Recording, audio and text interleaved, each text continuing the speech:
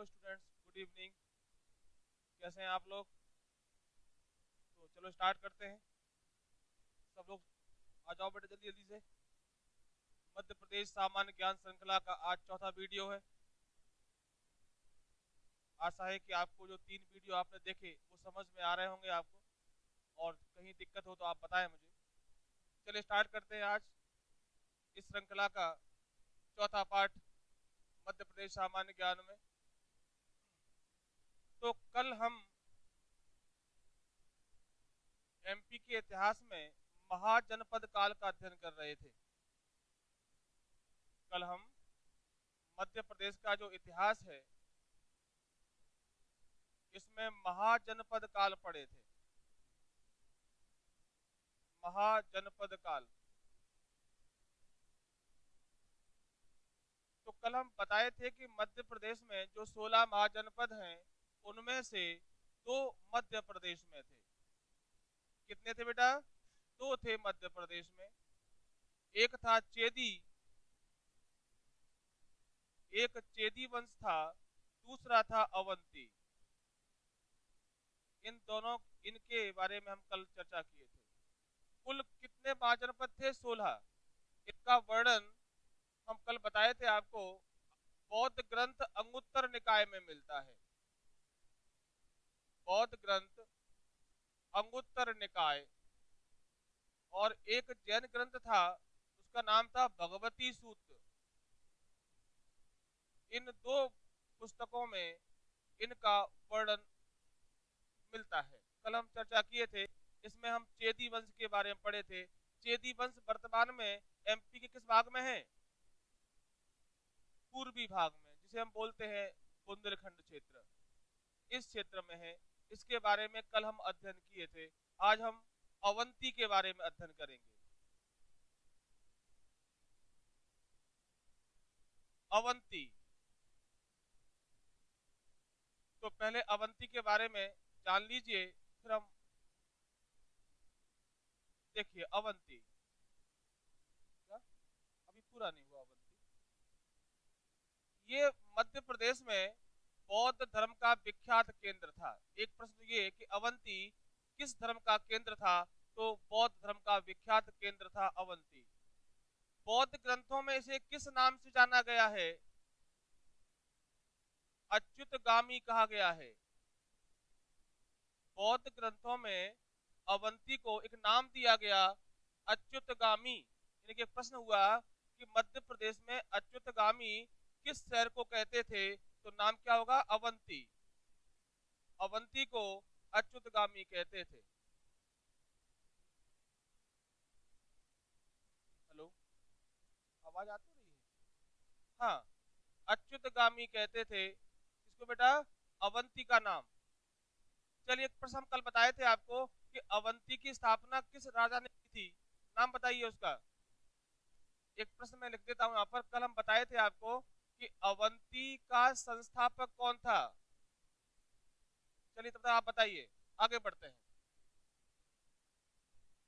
एक प्रश्न कि भगवान बुद्ध और महावीर स्वामी के समय अवंती का शासक कौन था? चंड प्रद्योत।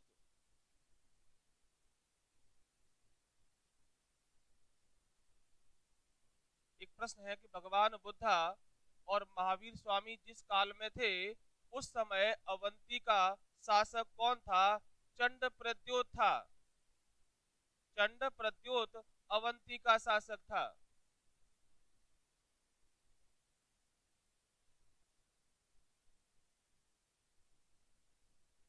आवाज कम आ रही है, वॉल्यूम कम आ रही है। हाँ, चंड प्रद्योत। एक अगला प्रश्न सुनिए। बिंबिसार जो मगध का सम्राट था, बिंबिसार जो मगध का सम्राट था, इसका राज्य था जीवक। जीवक को अवंती के किस राजा के दरबार में भेजा गया था? तो वो चंड प्रद्योत है। कौन है बेटा? चंड प्रद्योत वो राजा था अवंती का, जिसके समय मगध सम्राट बिंबिसार ने अपना फैमिली डॉक्टर, क्या नाम था, जीवक को भेजा था।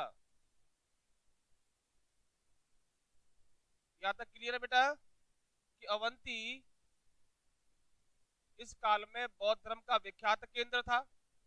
बौद्ध धर्म में अवंती को अच्युतगामी नाम से जाना गया है और भगवान महावीर और भगवान बुद्ध के समय अवंती का जो शासक था वो कौन था बेटा, चंड प्रद्योत।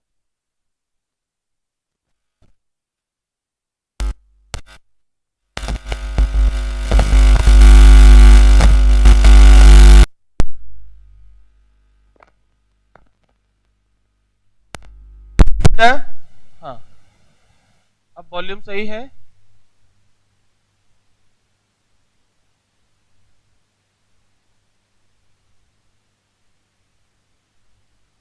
आवाज आ रही है सबको? कमेंट करके बताएं, आवाज आ रही है हाँ या ना। चलिए आगे चलते हैं। चलिए अगला प्रश्न, चंड प्रद्योत को जो अवंती का शासक था इसके समय बिंबिसार जो मगध का सम्राट था इसने जीवक को भेजा था। चलिए चलते हैं, ये समझ में आ गया होगा, साफ कर देते हैं। चलिए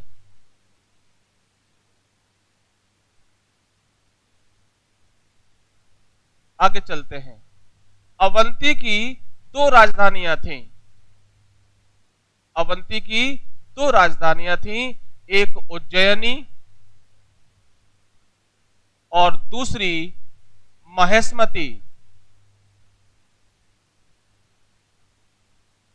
अवंती की दो राजधानियां थीं, एक उज्जैनी थी और दूसरी महेशमती थी। एक उज्जैनी और दूसरी महेशमती। अवंती की दो राजधानियां थीं, एक अवंती और एक महेशमती। उत्तरी अवंती राजधानी उज्जैनी है और साउथ अवंती राजधानी महेशमती थी। अवंती की दो राजधानियां हो गई, एक उज्जैन और दूसरी महेशमती। आगे चलते हैं।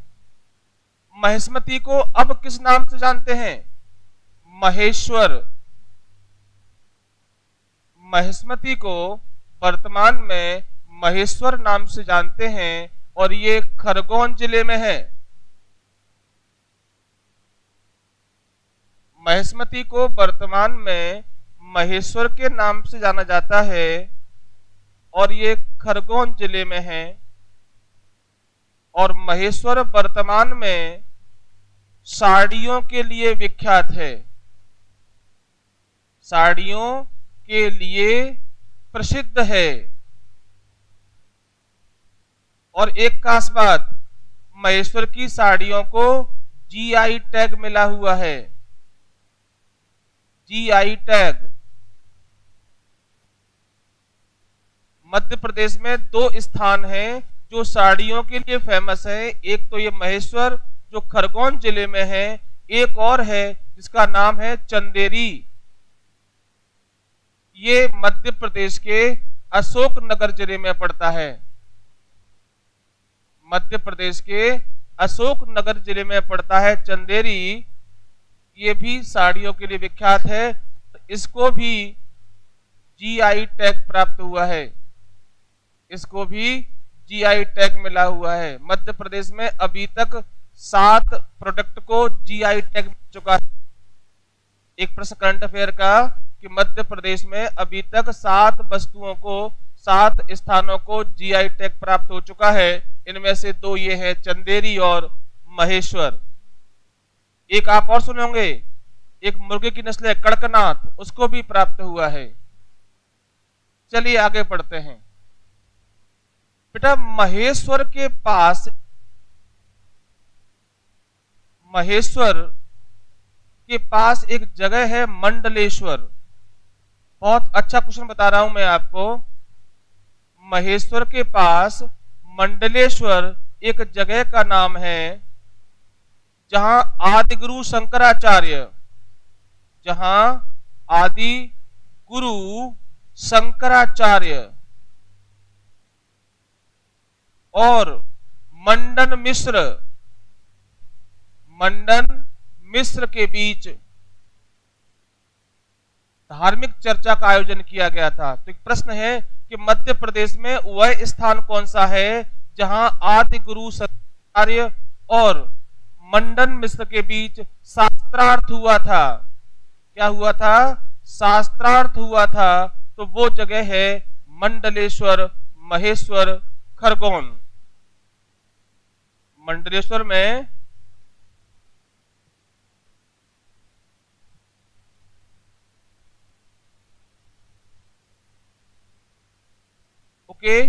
इस जगह को अभी वर्तमान में 56 भोग मंदिर के नाम से जानते हैं।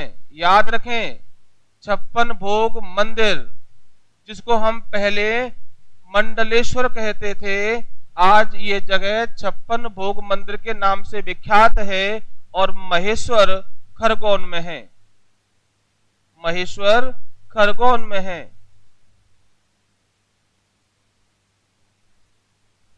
56 भोग मंदिर, या इसको कई जगह 56 देव मंदिर भी लिखा गया है। 56 देव मंदिर अभी वर्तमान में इसको जानते हैं इस नाम से। पहले इसको मंडलेश्वर कहते थे। ये महेश्वर में है और यहाँ विश्व विख्यात शास्त्रार्थ हुआ था। बोलते हैं धार्मिक चर्चा आदिगुरु शंकराचार्य और मंडन मिश्र के बीच हुई थी। ओके, समझ में आ रहा है बेटा? बताइए कमेंट करके। चलिए आगे बढ़ते हैं। एक प्रश्न आपको पता होगा, सम्राट अशोक राजा बनने से पहले किस प्रांत का गवर्नर था? तो अवंती। राजा बनने से पहले अशोक किस प्रांत का गवर्नर था? गवर्नर या बोलते हैं प्रांतपति। तो आंसर आएगा अवंती। एक प्रश्न कि सम्राट बनने से पहले अशोक किस प्रांत का प्रांतपति था या गवर्नर था? तो आंसर आएगा अवंती। अवंती का गवर्नर था। मौर्य काल में या गुप्त काल में या इतिहास के पाठ में साम्राज्य को प्रशासन की सुविधा की दृष्टि से प्रांतों में बांटा गया था। आज भी प्रांतों में बांटा गया है और प्रांतों का जो प्रमुख होता था उसे प्रांतपति कहते थे या राज्यपाल कहते थे। और ये युवराज ही होते थे। राजा का बेटा युवराज होता था, वही होता था। तो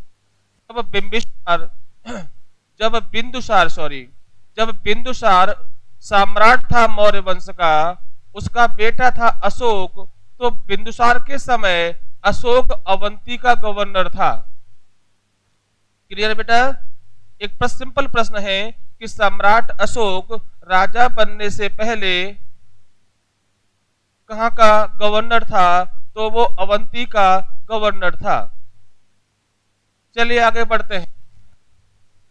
सम्राट अशोक जब यहाँ का गवर्नर था तो उसने उज्जैन में एक जगह पड़ती है वैश्य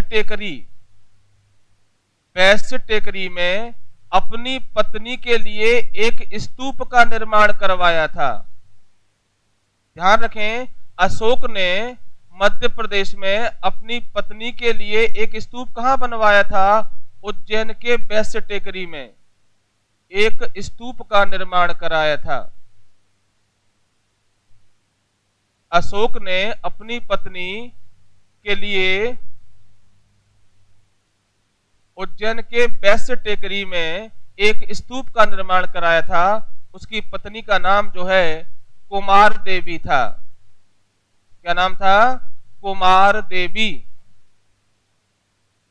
अशोक ने अपनी पत्नी कुमार देवी के लिए उज्जैन में एक स्तूप बनवाया था, जिसे वैश्य टेकरी कहते हैं। क्या बोलते हैं? वैश्य टेकरी कहते हैं। एक प्रश्न आता है अशोक का स्तूप इनमें से कहां मिला है? तो वैश्य टेकरी में। चलिए आगे चलते हैं। अशोक ने अपनी पत्नी कुमार देवी के लिए बेटा क्या बनवाया था? एक स्तूप बनवाया था, जिसके अवशेष वैश्य टेकरी उज्जैन में प्राप्त हुए। आगे बढ़ते हैं। अशोक का अभिलेख भी इस क्षेत्र में मिला है, जिसे बोलते हैं गुर्जरा। गुर्जरा कहां पड़ता है? दतिया। ये मध्य प्रदेश का एकमात्र ऐसा अभिलेख है जिसमें अशोक का नाम अशोक मिलता है। पूरे भारत में ऐसे दो अभिलेख हैं, एक मध्य प्रदेश में है गुर्जरा, जिसमें अशोक का नाम अशोक मिलता है। इसके अलावा हर जगह अशोक को देव नाम प्रिय कहा गया है, देवताओं का प्रिय। अशोक को पुराणों में देव नाम प्रिय कहा गया है, लेकिन अशोक का एक अभिलेख, इसका नाम है गुर्जरा अभिलेख, ये दतिया में प्राप्त हुआ है। इस अभिलेख में अशोक का नाम अशोक मिलता है। ओके, गुर्जरा अभिलेख में अशोक का नाम अशोक मिलता है। तो प्रश्न आता है कि ऐसे कौन से अभिलेख हैं जिसमें अशोक का नाम अशोक मिलता है? तो एक तो मध्य प्रदेश में है, दूसरा है मस्की। मस्की अभिलेख में भी अशोक का नाम अशोक मिलता है। केवल दो अभिलेख हैं, एक गुर्जरा और दूसरा मस्की, जिसमें अशोक का नाम अशोक मिलता है। इसके अलावा हर जगह उसे देव नाम प्रिय, देवताओं का प्रिय कहा गया है। आंध्र प्रदेश में। चलिए आगे बढ़ते हैं। एक प्रश्न आप लोगों के लिए, आप बता दीजिए कि अशोक के अलावा मौर्य वंश के किस शासक ने देव नाम प्रिय की उपाधि धारण की थी? एक प्रश्न आप लोगों के लिए, कमेंट करके बताइए। प्रश्न क्लियर है कि अशोक के अलावा किस मौर्य वंश के शासक ने इस उपाधि को ग्रहण किया था? कमेंट करके बताइए आप बच्चे कि अशोक के अलावा मौर्य वंश में किस शासक ने देव नाम प्रिय की उपाधि धारण की थी?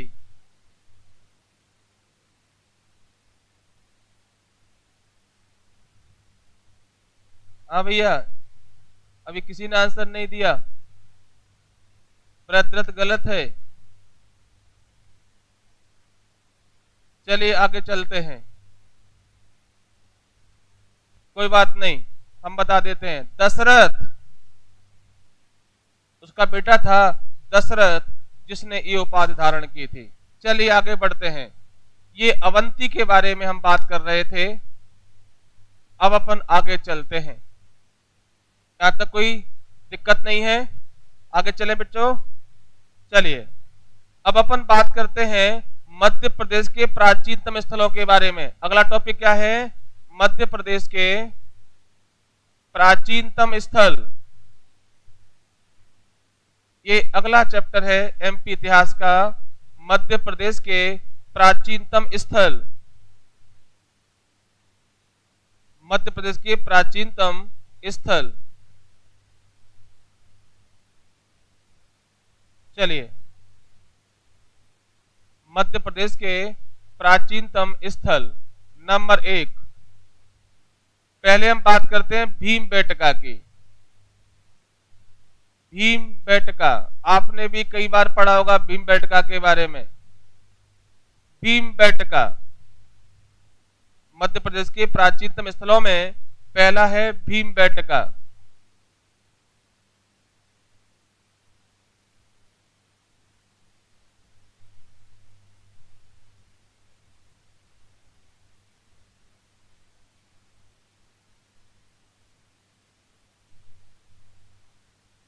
चलिए भीमबेटका, चलिए ये मध्य प्रदेश में ओबेदुल्लागंज, ओबेदुल्लागंज रायसेन जिले में है। रायसेन जिले में है भीमबेटका। किस जिले में आता है बेटा भीमबेटका? रायसेन जिले में है।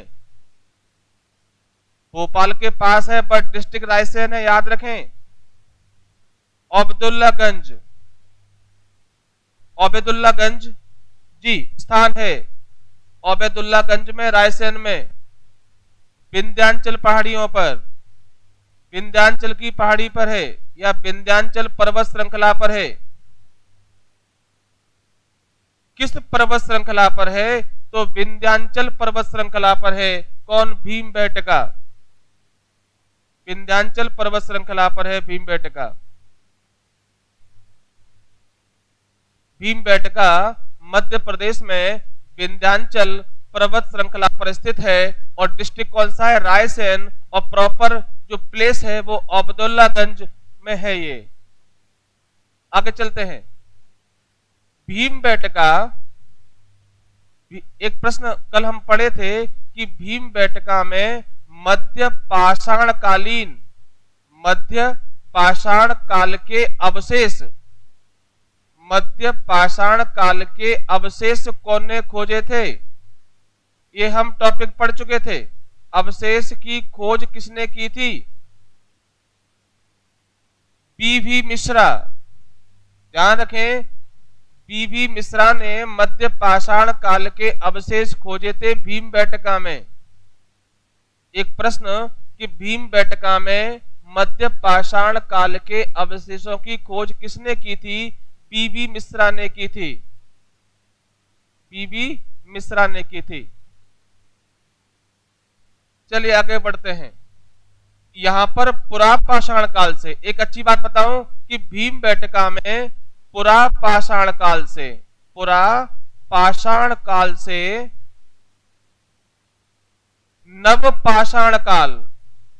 नवपाषाण काल तक के अवशेष प्राप्त हुए हैं। एक सिंपल प्रश्न कि भीमबेटका में इतिहास के किस भाग तक के अवशेष मिले हैं?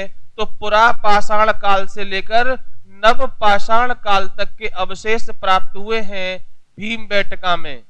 और भीमबेटका में ही मध्य पाषाण काल के जो अवशेष थे उनकी खोज किसने की थी बेटा? पीवी मिश्रा ने की थी। चलिए आगे बढ़ रहे हैं। या तो कोई तकलीफ? भीमबेटका रायसेन जिले के अबेदुल्लागंज में है, पहली बात।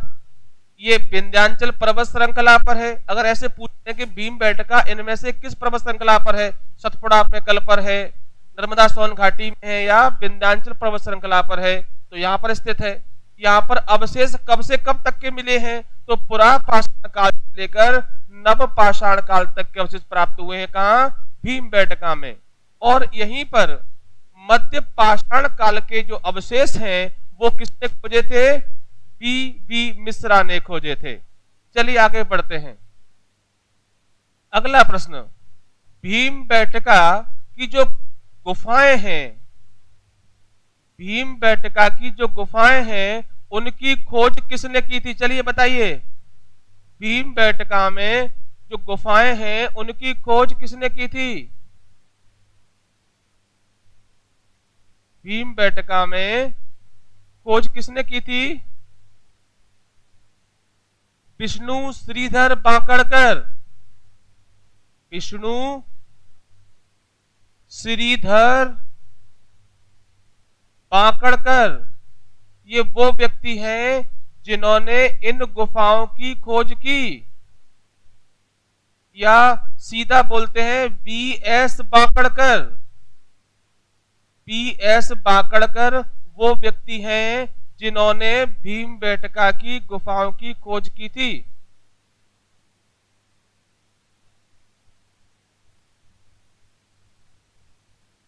बीएस बांकड़कर। तो यहां दो प्रश्न हुए कि भीमबेटका में मध्य पाषाण काल की जो गुफाएं अवशेष हैं वो किसने खोजे? तो बीवी मिश्रा ने खोजे। अगर प्रश्न आता है कि भीमबेटका में किस काल के अवशेष मिलते हैं तो आप बताएंगे पुरापाषाण काल से लेकर नवपाषाण काल तक के अवशेष मिलते हैं। और मध्य पाषाण काल के जो अवशेष हैं वो बीवी मिश्रा ने खोजा है। और भीमबेटका की जो गुफाएं हैं वो विष्णु श्रीधर बांकड़कर, या हम बोलते हैं इनको PS बांकड़कर ने खोजी थी। नाम क्या है बेटा? विष्णु श्रीधर बांकड़कर। विष्णु श्रीधर बांकड़कर ने खोजा था। चलिए आगे चलते हैं। यहां तक कुछ तकलीफ?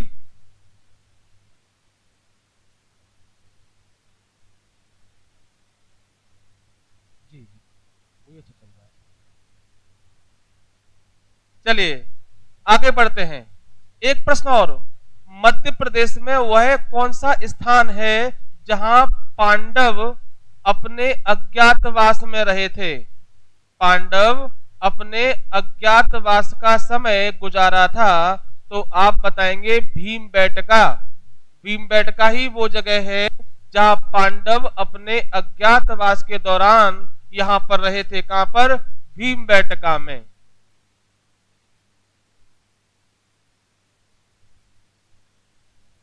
हाँ, एक सिंपल बताइए कि पांडवों को कितने वर्ष का अज्ञातवास हुआ था? प्रश्न है, महाभारत काल में पांडव को कितने वर्ष का अज्ञातवास हुआ था? जल्दी कमेंट करके बताइए आप लोग।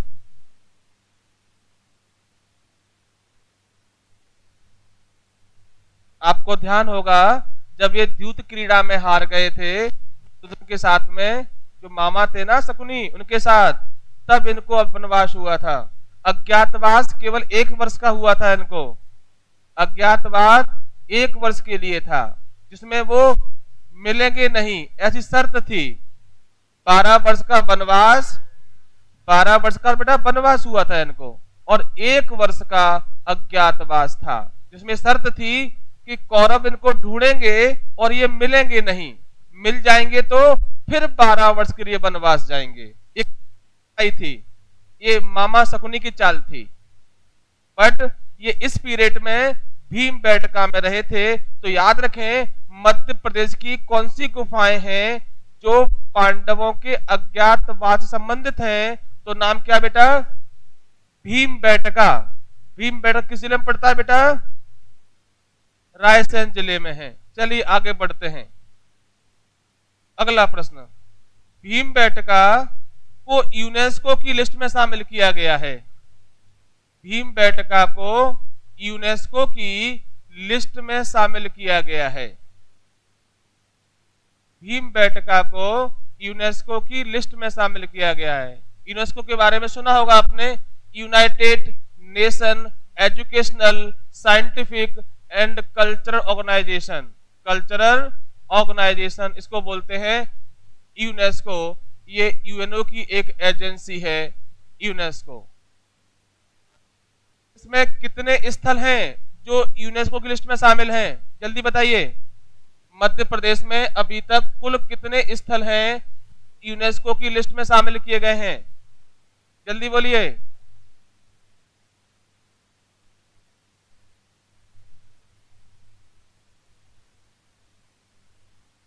चलिए ओके, तो भीमबेटका को यूनेस्को की लिस्ट में कब शामिल किया गया था? 2003 में।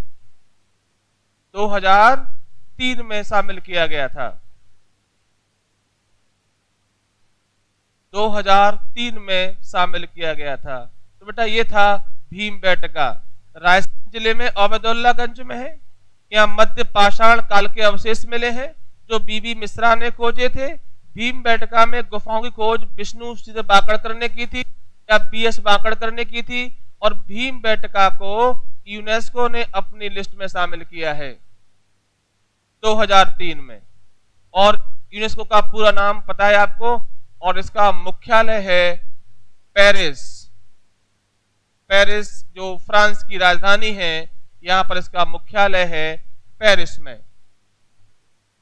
चलिए आगे बढ़ते हैं। 2019 में मध्य प्रदेश का कौन सा स्थल यूनेस्को की अस्थाई सूची में शामिल किया गया है? चलिए कमेंट बताइए। अस्थाई सूची में शामिल किया गया है। 2019 में मध्य प्रदेश का कौन सा स्थल यूनेस्को की अस्थाई सूची में शामिल किया गया है? जल्दी बताइए।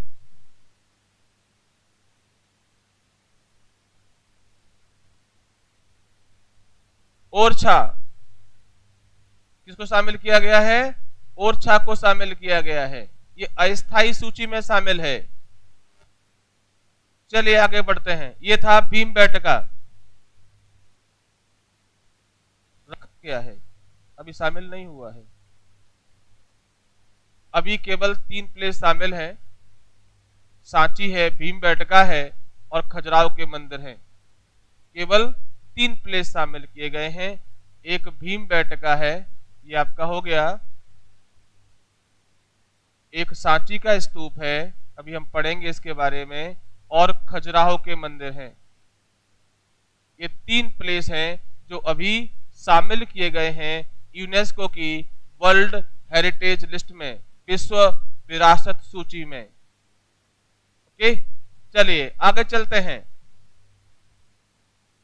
मध्य प्रदेश के प्राचीनतम स्थलों में से दूसरा नाम सांची। मध्य प्रदेश के प्राचीनतम स्थलों में से दूसरा नाम सांची का स्तूप।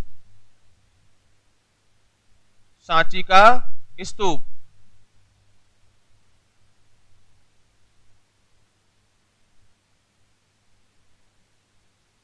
मध्य प्रदेश के प्राचीन स्थलों में से दूसरा नाम है सांची का स्तूप।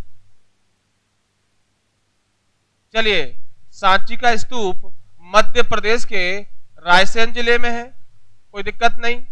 भीमबेटका भी था रायसेन जिले में, सांची का स्तूप भी रायसेन जिले में है। और अगर स्तूप वर्ड लगा है तो ये बौद्ध धर्म से संबंधित होगा। तो याद रखें कि सांची का स्तूप किस धर्म के लिए है? तो बौद्ध धर्म के लिए है। सांची का स्तूप किस धर्म के लिए है? बौद्ध धर्म के लिए है। ओके, चलिए, इसका जो निर्माण है सम्राट अशोक ने करवाया था। सम्राट अशोक ने करवाया था। सम्राट अशोक ने करवाया था 3री शताब्दी ईसा पूर्व। कब करवाया था? 3री शताब्दी ईसा पूर्व में करवाया था। सम्राट अशोक ने सांची के स्तूप का निर्माण कराया था। ऐसा कहते हैं सम्राट अशोक ने 84,000 स्तूप बनवाए थे। एक प्रश्न कि अशोक ने कुल कितने स्तूप बनवाए थे? तो 84,000 स्तूप बनवाए थे, जिनमें सबसे बड़ा सांची का स्तूप था। अशोक सम्राट ने कुल 84,000 स्तूप बनवाए थे, जिसमें सबसे बड़ा सांची का स्तूप था। जिसमें सबसे बड़ा सांची का स्तूप था।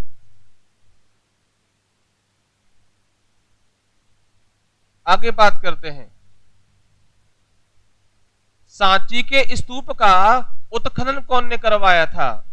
उत्खनन मतलब खुदाई कौन ने करवाई थी? उनका नाम है सर जॉन मार्शल। सन जॉन मार्शल वो व्यक्ति थे जिन्होंने सांची के स्तूप का उत्खनन करवाया था, खुदाई करवाई थी। सांची के स्तूप का खुदाई करवाया था। 1912 से 1919 का समय जो है, ये जो समय था, इस पीरियड में इन्होंने इसकी खुदाई करवाई है। 1912 से 1919 का जो समय था, इस पीरियड में। चलिए आगे बढ़ते हैं। सांची के स्तूप की खोज किसने की थी? General Taylor. ये दोनों अलग अलग नाम हैं। जनरल टेलर ये वो व्यक्ति हैं जिन्होंने सांची का स्तूप खोजा था। उत्खनन कार्य कौन ने करवाया था? सन जॉन मार्शल ने। हाँ, जनरल टेलर ने 1818 में सांची के स्तूप को खोजा था। और इसी स्तूप में इतने सालों बाद सन जॉन मार्शल ने और भी काम करवाए। क्या करवाए? उत्खनन करवाया था। तो अगर खोज आती किसने किया? तो जनरल टेलर ने किया। किस जिले में है? रायसेन जिले में है, बौद्ध धर्म का है, और निर्माण कौन ने करवाया था? सम्राट अशोक, जो मौर्य वंश का था। सम्राट अशोक ने 84,000 स्तूप बनाए हैं, जिनमें सबसे बड़ा कौन सा?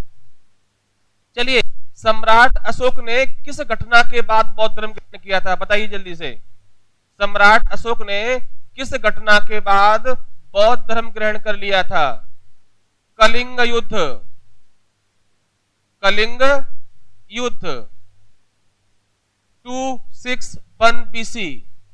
और उसका बौद्ध गुरु कौन था? उपगुप्त। ये उपगुप्त वो व्यक्ति था जिसने अशोक को बौद्ध धर्म में प्रवज्ञा दी थी, दीक्षित किया था। अशोक के गुरु कौन? बौद्ध गुरु उपगुप्त हैं। और कलिंग के बाद अशोक ने बौद्ध धर्म ग्रहण कर लिया था। चलिए आगे बढ़ते हैं।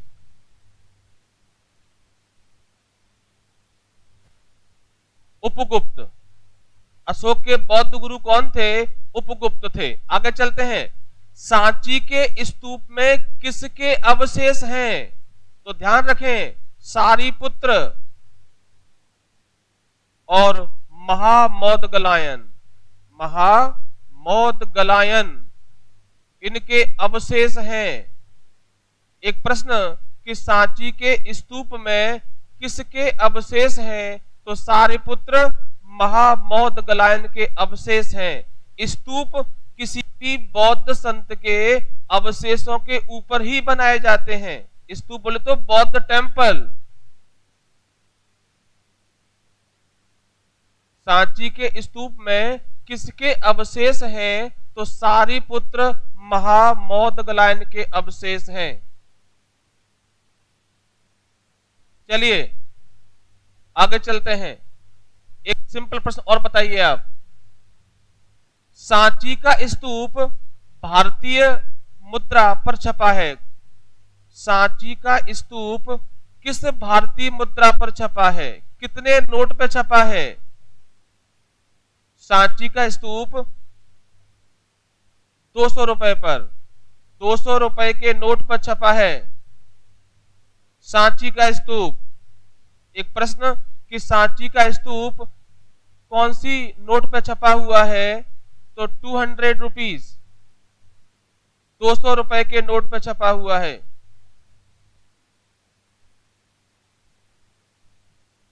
₹200 के नोट पर छपा हुआ है। आगे चलते हैं अपन। सांची में कुल कितने स्तूप हैं? तो ध्यान रखें, सांची में कुल 3 स्तूप प्राप्त हुए हैं।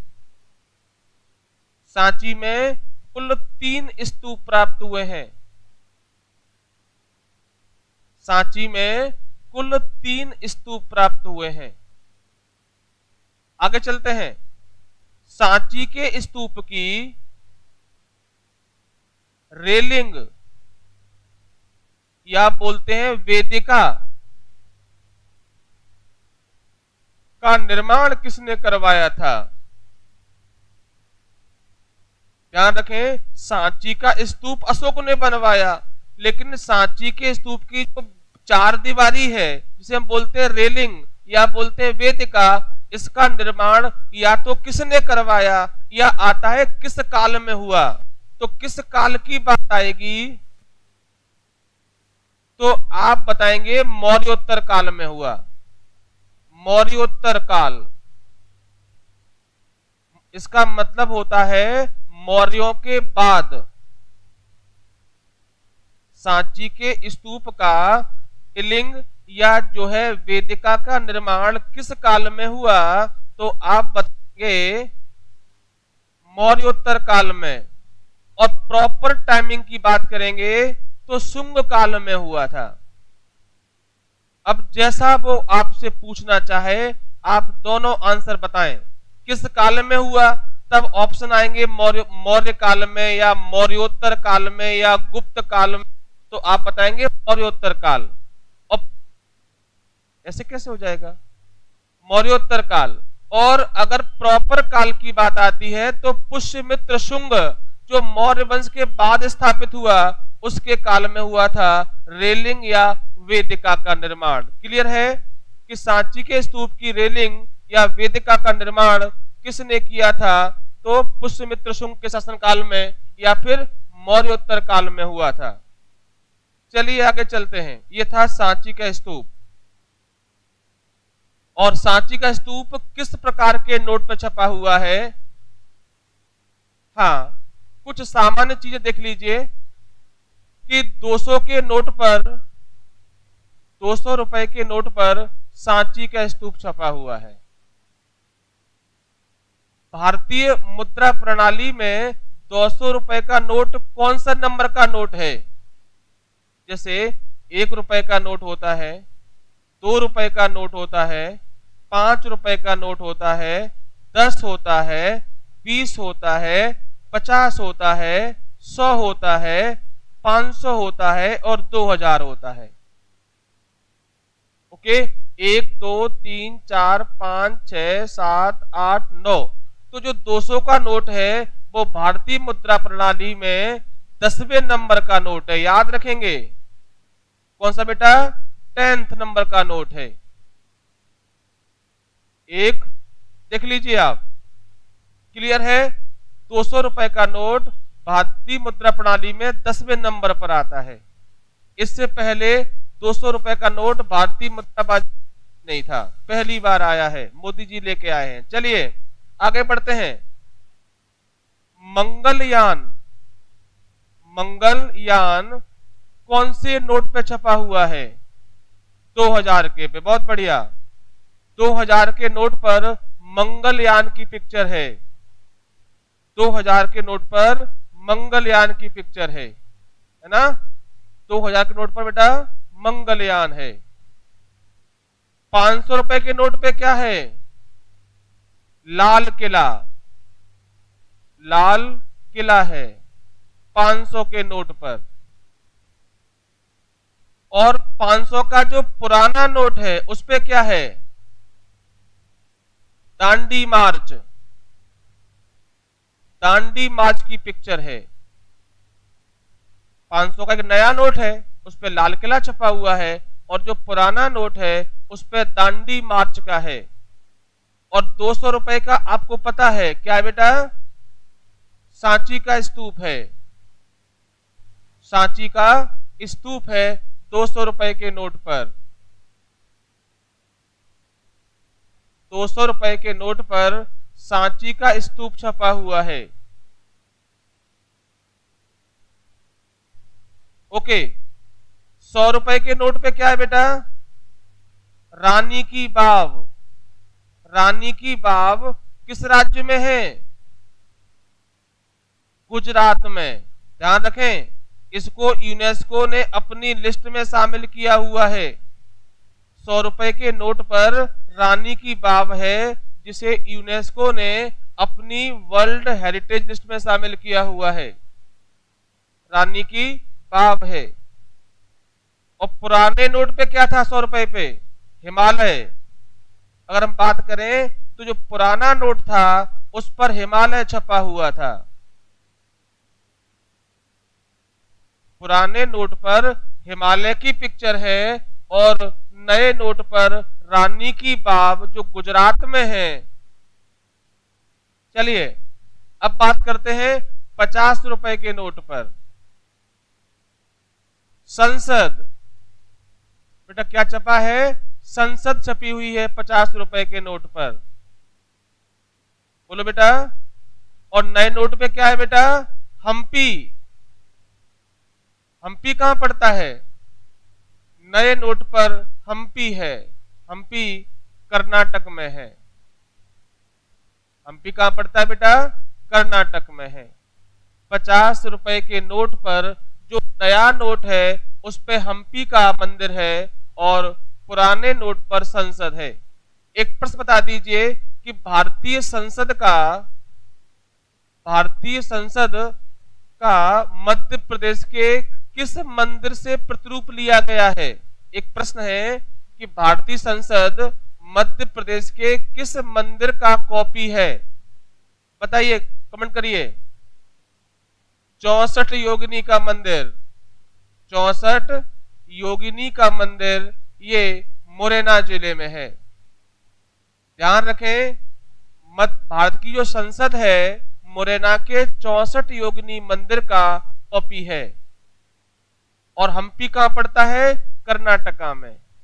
एक प्रश्न आया था कि हम्पी में किस साम्राज्य के अवशेष मिले हैं। एक इतिहास प्रश्न है कि भारत में हम्पी में किस साम्राज्य के अवशेष मिले हैं, तो आप बताएंगे विजयनगर साम्राज्य। जो अपन इतिहास की बात करेंगे, इतिहास पढ़ेंगे, तब बताएंगे आपको कि विजयनगर साम्राज्य के जो अवशेष हैं वो हम्पी में मिले हैं, और हम्पी तुंगभद्रा नदी के किनारे है।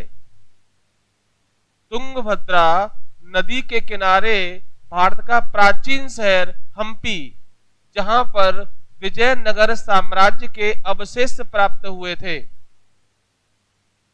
चलिए, जहां पर विजयनगर साम्राज्य के अवशेष प्राप्त हुए थे। चलिए 20 रुपए के नोट की बात करें तो इस पर एलोरा की गुफाएं हैं। एलोरा की गुफाएं हैं। 20 रुपए के नोट की बात करें तो इस पर एलोरा की गुफाएं हैं। एलोरा और अजंता की गुफाएं महाराष्ट्र के औरंगाबाद में है। महाराष्ट्र के औरंगाबाद में है। चलिए एक प्रश्न, अजंता और एलोरा, अजंता और एलोरा की गुफाओं की तुलना, अजंता और एलोरा की गुफाओं की तुलना मध्य प्रदेश में किन गुफाओं से की जाती है? चलिए कमेंट करिए, किन गुफाओं से की जाती है? अजंता और एलोरा की गुफाओं की तुलना मध्य प्रदेश में किन गुफाओं से की जाती है? आप लोग कमेंट करके बताइए। चलिए, तो 20 रुपए के नोट पर एलोरा की गुफाएं हैं। चलिए आगे बढ़ते हैं। 10 रुपए के नोट पर सूर्य का, कोणार्क का सूर्य मंदिर है। कोणार्क का सूर्य मंदिर 10 रुपए के नोट पर है, और 5 रुपए के नोट पर ट्रैक्टर छपा हुआ है, ट्रैक्टर चलाता हुआ किसान। ये भारतीय मुद्रा पर क्या क्या छपा है इसके बारे में अपन अध्ययन कर रहे थे। चलिए आगे बढ़ते हैं। ये इनकी तुलना बाघ की गुफाओं से की जाती है।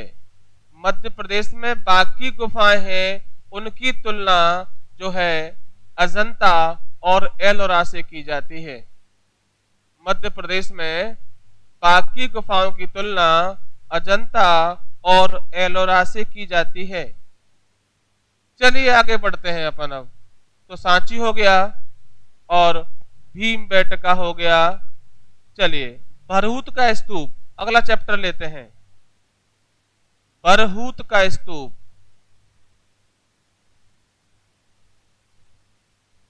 तीसरा प्राचीन स्थल है मध्य प्रदेश का भरहूत स्थल।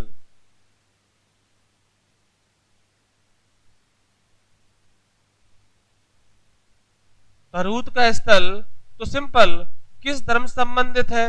तो आप बताएंगे बौद्ध धर्म से संबंधित है। पहली चीज तो ये। स्तूप का मतलब होता है सीधा मिट्टी का टीला। मिट्टी का टीला ऐसे बनता है। और ये किस धर्म से संबंधित है? बौद्ध धर्म से है। और मध्य प्रदेश के किस जिले में है? तो आप बताएंगे सतना। सतना जिले में भरहूत का स्तूप है। सतना जिले में भरहूत का स्तूप है। इसकी खोज अलेक्जेंडर कनिंघम ने की थी। इसकी जो खोज है अलेक्जेंडर कनिंघम,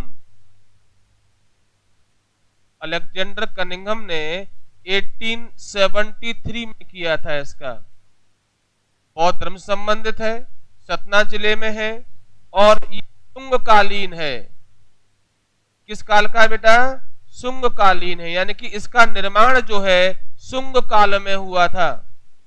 इसका जो निर्माण है शुंग काल में हुआ था, भरूच का स्तूप, पुष्यमित्र शुंग।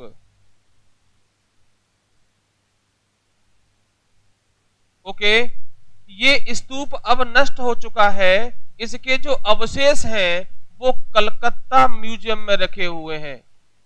इसके जो अवशेष हैं वो कलकत्ता संग्रहालय में रखे हुए हैं। ये कंप्लीट नष्ट हो चुका है। तो प्रश्न ये है कि भरूच स्तूप के अवशेष अब कहाँ हैं? तो कलकत्ता म्यूजियम में है, शुंग काल का है, बौद्ध धर्म से संबंधित है, और खोज किसने की थी? अलेक्जेंडर कनिंघम ने की थी। Alexander Cunningham.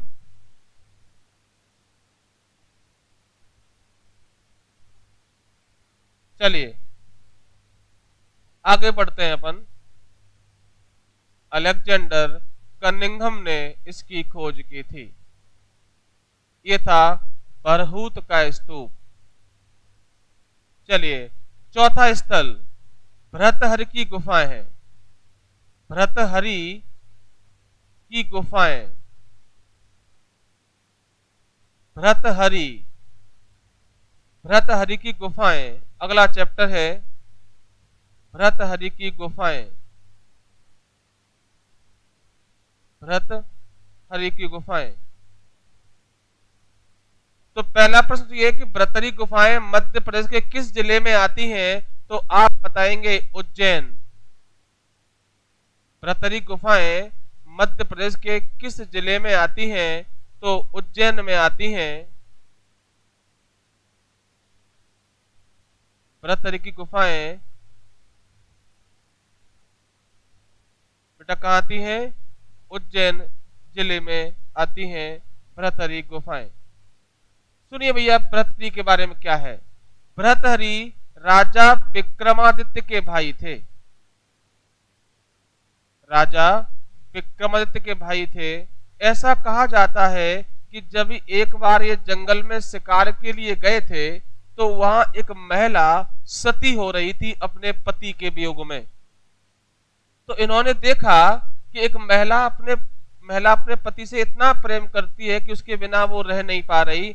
तो इन्होंने अपने घर राजमहल में मैसेज भिजवाया कि भर्तृहरि शिकार में शेर के द्वारा भोजन कर लिया गया, शिकार में शहीद हो गए। तो जब ये मैसेज मिला तो इनकी रानी की डेथ हो गई और इन्हें वियोग पैदा हो गया, वैराग्य पैदा हो गया और भर्तृहरि सन्यासी बन गए। इन्हीं के नाम पर ये भर्तृहरि गुफाएं हैं। लेकिन इन गुफाओं का निर्माण परमार राजाओं ने करवाया है, परमार शासकों के राजाओं ने करवाया है, बट ये विक्रमादित्य के भाई थे। तो लिख लीजिए कि भर्तृहरि राजा विक्रमादित्य के भाई थे। राजा विक्रमादित्य के भाई थे। इन गुफाओं का निर्माण 11वीं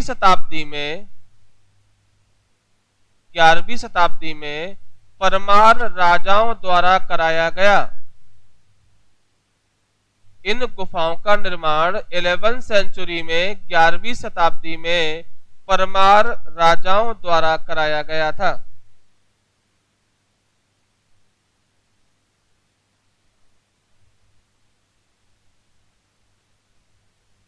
अगला प्रश्न, ये गुफाएं फेमस क्यों हैं? तो याद रखें ये गुफाएं मध्य प्रदेश में रंगीन चित्रों के लिए फेमस हैं।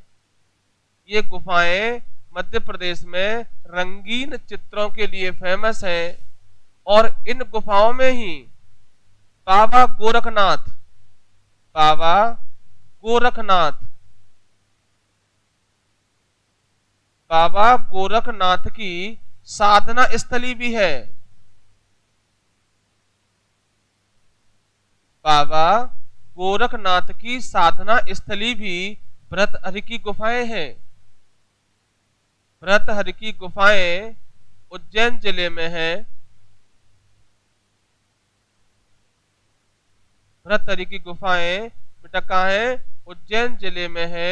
इनका जो निर्माण है वो किसने कराया था बेटा? परमार वंश के राजाओं ने करवाया था और भर्तृहरि राजा विक्रमादित्य के भाई थे। चलिए आगे बढ़ते हैं। क्लियर है ये? बाबा गोरखनाथ ये एक बाबा हुए हैं जिन्होंने जो है यहाँ तपस्या की थी। कहां पर? भर्तृहरि गुफाओं में।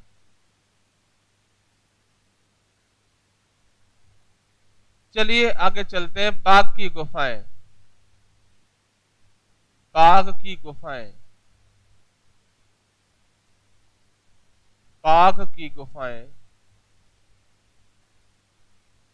अगला स्थल है मध्य प्रदेश का बाघ की गुफाएं। अभी हम बात किए थे कि बाघ की गुफाओं की तुलना अजंता और एलोराई गुफाओं से की जाती है। अभी हम बात करेंगे तो ये धार जिले में है। मध्य प्रदेश के धार जिले में बाघ की गुफाएं हैं। मध्य प्रदेश के किस जिले में धार की गुफाएं हैं? तो धार जिले में बाघ की गुफाएं हैं। इनकी तुलना अजंता और एलोरा, अजंता और एलोरा की गुफाओं से की जाती है। इनकी तुलना अजंता और एलोरा की गुफाओं से की जाती है। किस जिले में है? धार जिले में है। धार जिले में है। धार जिले में एक तहसील पड़ती है कुच्छी। कुच्छी तहसील है और पागिन नदी है। पागिन नदी के किनारे, पागिन नदी के किनारे कुच्छी तहसील में, कुच्छी तहसील है, पागिन नदी है और जिला है धार। तो धार जिले में है, कुच्छी तहसील में है और बागिन नदी के किनारे ये गुफाएं हैं। और ये बौद्ध धर्म की हैं। किस धर्म की हैं? बौद्ध धर्म से संबंधित हैं। ध्यान रखें, किस धर्म से संबंधित है? तो बौद्ध धर्म से संबंधित है। और किस काल की है? तो आप बताएंगे ये गुप्त काल की गुफाएं हैं। गुप्त काल की हैं, बौद्ध धर्म से संबंधित है। इनकी तुलना अजंता और एलोराई गुफाओं से की जाती है। धार जिले की कुच्छी तहसील में है और बागिन नदी के किनारे है और गांव का नाम भी बाग है। तो क्या बोल गया? बाघ की गुफाएं पड़ गया। किस धर्म संबंधित है? बौद्ध धर्म संबंधित है और गुप्त काल की है। इनकी तुलना अजंता और एलोरा की से की जाती है। महाराष्ट्र में है अजंता और अलग अलग गुफाएं हैं। राष्ट्रकूट वंश की हैं महाराष्ट्र में। ये पत्थरों को काट के बनाई गई थी। इनकी तुलना की जाती है इनसे। चलिए आगे बढ़ते हैं। इन गुफाओं की खोज किसने की थी? तो 1818 में डेंगरफील्ड, एक व्यक्ति था जिसका नाम था डेंगरफील्ड। इन गुफाओं की खोज 1818 में डेंगरफील्ड ने की थी। बाघ की गुफाओं की खोज 1818 में डेंगरफील्ड ने की थी।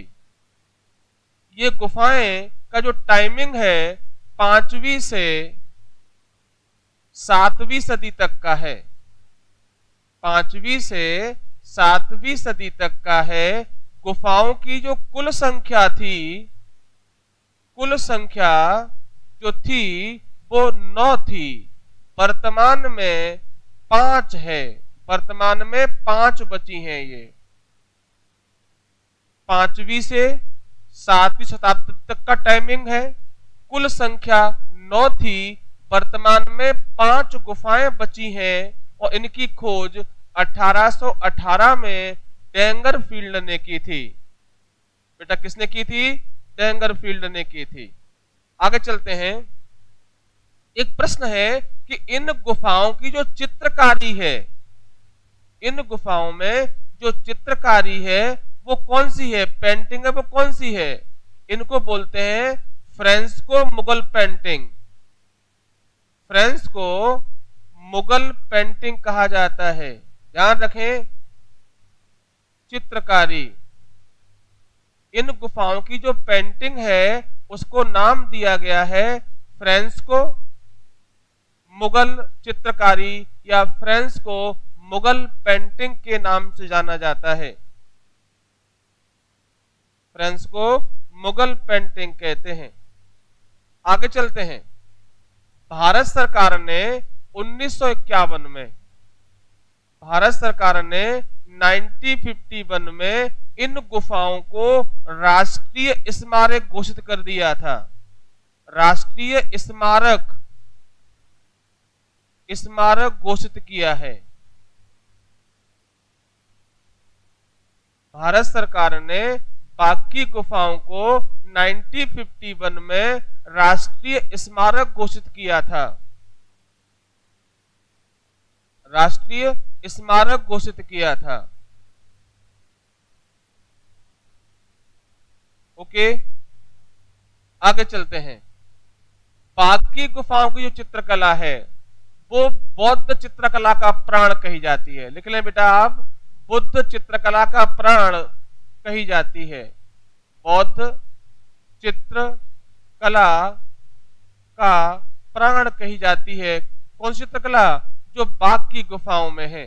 एक प्रश्न है कि बौद्ध चित्रकला का प्राण इनमें से किन गुफाओं की पेंटिंग को कहा जाता है? भीमबेटका, बाघ की गुफाएं। तो हम बताएंगे बाघ की गुफाओं की चित्रकला है वो बौद्ध चित्रकला का प्राण है।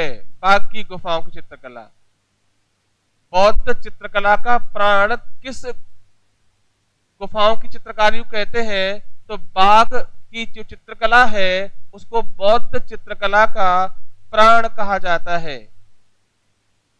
बौद्ध चित्रकला का प्राण कहते हैं। आगे चलते हैं। जो 5 गुफाएं हैं उनमें से पद्मपाणी की जो गुफा है वो कौन सी है? तो याद रखें, गुफा नंबर 2, गुफा नंबर 2 पद्मपाणी की गुफा है।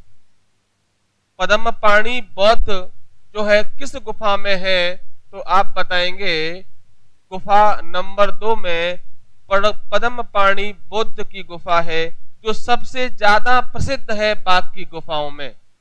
बाघ की गुफाओं की सबसे जो फेमस गुफा है वो गुफा नंबर 2 है। इसका नाम है पद्मपाणी बुद्ध।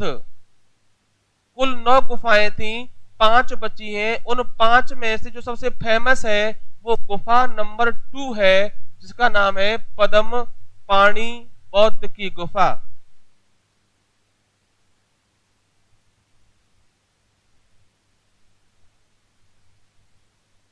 आज बच्चों ने लाइक कम लगाया, लाइक बढ़ाइए बेटा। भाई क्लास प्रॉपर निःशुल्क है, अगर आपके समझ में आ रहा है तो उत्साह प्रदर्शन करिए। क्लियर बेटा? ये थी बाघ की गुफाएं जो आप पढ़ रहे थे। चलिए आज क्लास यहीं समाप्त करते हैं। कल हम प्राचीन स्थलों में आगे चलेंगे और फिर मौर्य वंश शुरू होगा मध्य प्रदेश में इतिहास में। और इसमें कोई समस्या हो तो आप कमेंट लिख के बताएं। धन्यवाद। Good night.